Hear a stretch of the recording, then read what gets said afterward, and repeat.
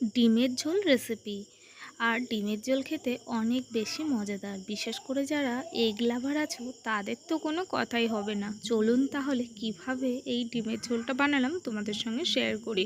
প্রথমেই দেখো, দুটো ডিম সিদ্ধ করে নিয়েছি, পেঁয়াজ কুচি, এদিকে টমেটো, এদিকে রসুন আর আদা আমি কিন্তু গ্রেট করে নিয়েছি, কুচিয়ে নিয়েছি। এবার কড়াইটা আমি গ্যাসের চুলায় বসিয়ে দিচ্ছি। কড়াইটা যখন গরম হয়ে গেছে এর মধ্যে অ্যাড করে দিচ্ছি সাদা তেল।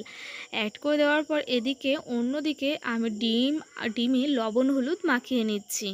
লবণ হলুদ মাখিয়ে নেওয়া হয়ে গেলে আমি একে একে ডিমগুলো কড়াইতে দিয়ে দিচ্ছি। 4 থেকে 5 মিনিট ভালোভাবে উল্টে পাল্টে ভেজে নিলেই কিন্তু আমার ডিম ভাজা একদম কমপ্লিট। দেখতেই পাচ্ছ, ডিমগুলোকে এবার উঠিয়ে নিচ্ছি। ওই তেলের মধ্যে প্রথমেই দিয়ে দিচ্ছি পেঁয়াজ কুচি। পেঁয়াজ কুচিটাকে 2 মিনিট নাড়াচাড়া করে নিচ্ছি। এবার এর মধ্যে অ্যাড করে দিচ্ছি টমেটো, পরিমাণ মতো লবণ, দিয়ে দেবো পরিমাণ মতো হলুদ গুঁড়ো। আর এখানে আমি গুঁড়ো লঙ্কা ব্যবহার করেছি, আপনারা চাইলে এখানে কাঁচা লঙ্কাও ব্যবহার করতে পারেন। দিয়ে ভালোভাবে কিন্তু নেড়েচেড়ে রান্না করে নিচ্ছি। এবার এর মধ্যে অ্যাড করে দেব রসুন আর আদার যে পেস্টটা বানিয়ে রেখেছি ওটা দিয়ে 2 থেকে 3 মিনিট ভালোভাবে রান্না করে নেব। রান্না করে নেওয়া হয়ে গেলে এবার এর মধ্যে জল দিয়ে দিচ্ছি। জলটা যখন ফুটে উঠছে দেখতেই পাচ্ছ, তখন এর মধ্যে ডিমটা দিয়ে দিচ্ছি।